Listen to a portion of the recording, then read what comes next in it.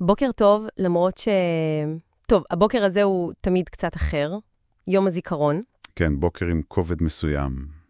הצפירה. מי עוד באוויר, אתה יודע. בדיוק. התחושה הזאת, השקטה, הכואבת.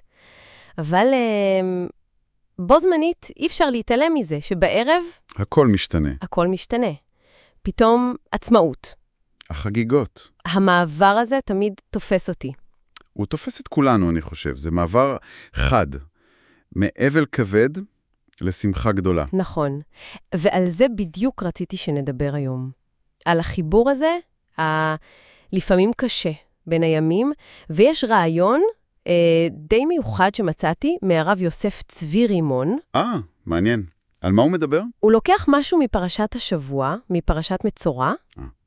טקס די מוזר, אם לומר את האמת. טקס טהרת המצורע, עם הציפורים. בדיוק, טקס שתי הציפורים. אתה יכול לפרט קצת מה קורה שם? כן, בוודאי. אז לפי מה שכתוב שם בויקרא, לוקחים שתי ציפורים, ציפורים תאורות, חיות, והדגש הוא שהן זהות. אוקיי. זהות. כן. ויחד איתן גם עץ ארז, שני תולעת, שזה בעצם צמר אדום, ואזוב. ואז זה החלק הדרמטי. נו. שוחטים ציפור אחת, מעל כלי חרס עם מים חיים, מים ממעיין, וואו. ואת הציפור השנייה, את זאת שנשארה בחיים, טובלים אותה, יחד עם הארז והאזוב והצמר האדום, בדם של הציפור שנשחטה. טובלים אותה בדם? כן, בדם ובמים החיים. ואחרי הטבילה הזאת, פשוט משלחים אותה לחופשי, לעוף. זה ציור חזק. אחת מתה כדי שהשנייה תחיה, אבל היא חיה רק אחרי שהיא נטבלה בדם של הראשונה. מה הרב רימון אומר על זה? מה המשמעות? אז זהו, ההסבר שלו ממש נוגע בנקודה הזאת. הזהות של הציפורים היא המפתח. למה? כי הבחירה איזו מהן תמות ואיזו תחיה היא כאילו שרירותית, מקרית לגמרי, זה יכול היה להיות הפוך. נכון. וזה בא להדגיש משהו עמוק.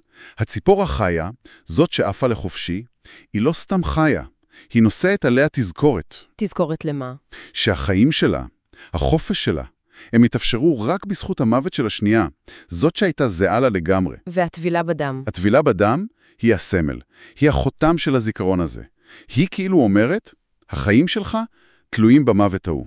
אתה לא יכול לשכוח את זה. אוקיי, אני מבינה את הדימוי, הוא עוצמתי מאוד. חיים וחופש שכרוכים במוות ובזיכרון.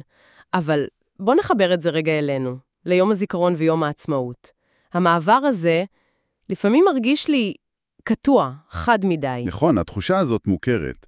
אבל מה שמרתק ביישום שהרב רימון מציע זה בדיוק החיבור. איך? יום העצמאות. השמחה שלנו, החגיגה למדינה, לחיים פה, זה כמו הציפור החיה, זאת שמשולחת לחופשי. אוקיי, השמחה, התקומה. והאבל הזה הוא עצום, את יודעת. היכולת שלנו לחגוג את העצמאות הזאת, הריבונות הזאת, היא לא באה יש מאין. ברור שלא. היא עלתה במחיר כבד. בדיוק. המחיר הזה, הדם של הנופלים, החיילים, קורבנות הטרור, הם, במובן המטאפורי הזה, הציפור השחוטה. אז אתה אומר שהקשר הוא לא רק סמיכות בלוח השנה? הרבה יותר מזה. זה קשר מהותי, פנימי. השמחה של יום העצמאות, היא לא יכולה להיות באמת מנותקת מהכאב והזיכרון של יום הזיכרון. היא לא באה למרות הזיכרון. היא באה בזכות הזיכרון, בזכות המחיר שהזיכרון הזה מייצג. זה מה שהרב רימון אומר, וזה משפט חזק. יום העצמאות טבול בדם של יום הזיכרון. טבול בדם, כמו הציפור. בדיוק. הזיכרון הוא לא רק משהו שעוברים בדרך לשמחה, הוא חלק מהותי ממנה, הוא בתוכה. זה נותן פרספקטיבה אחרת לגמרי על התחושה הזאת, המועקה לפעמים במעבר. זה כאילו אומר שזה לא באג, זו התכונה.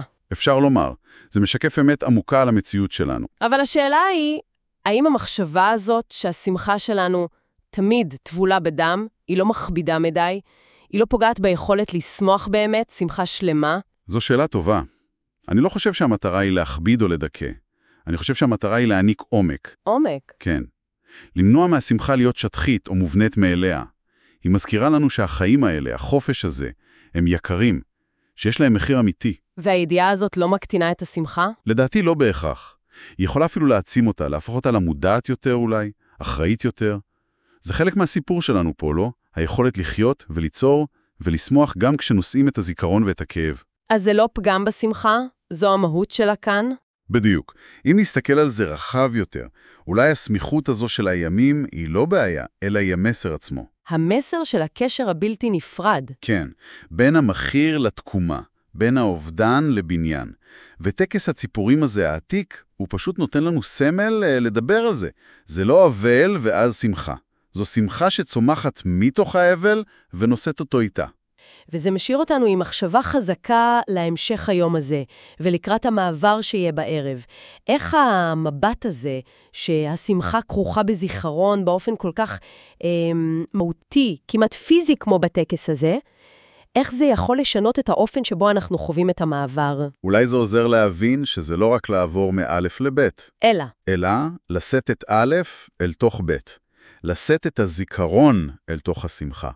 ודווקא מתוך החיבור הזה, השמחה מקבלת את מלוא המשמעות שלה, את העוצמה האמיתית שלה.